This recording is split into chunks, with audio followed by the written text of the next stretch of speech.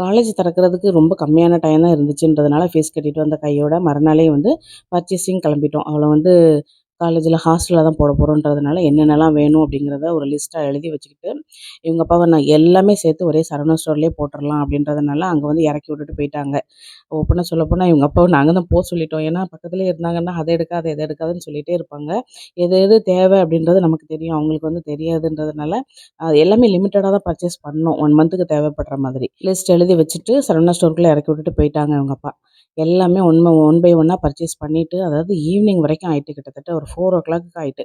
உள்ளே போகும்போது பார்த்தீங்கன்னா 10 மணி. எல்லாமே எடுத்து முடிச்சுட்டு ஷூ எல்லாம் அங்கே வந்து கட் ஷூ வந்து பிளாக் தான் போடணும், அந்த மாதிரி ரூல்ஸ்லாம் இருந்துச்சு. ஸோ அது எல்லாமே கேட்டு கேட்டு எல்லாத்தையுமே எடுத்து முடிச்சுட்டு, எப்போதுமே வந்து சரவணா ஸ்டோரில் பிள்ளைகள கூட்டிகிட்டு வரும்போது சிக்கன் பிரியாணி சாப்பிடணும்னு சொல்லுவாங்க. ஆனால் அவங்க அப்பா வந்து அங்கே நல்லா இருக்காது டேஸ்ட்டுன்னு சொல்லி சாப்பிடக்கூடாதுன்னு சொல்லுவாங்க.